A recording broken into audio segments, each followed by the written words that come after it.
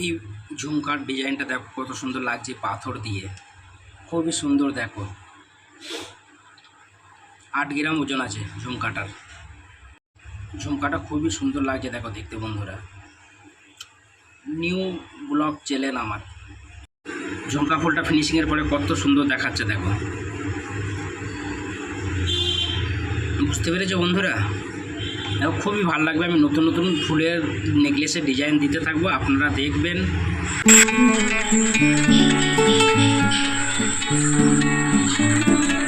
লাইটে হাত দাও তোমরা আমার।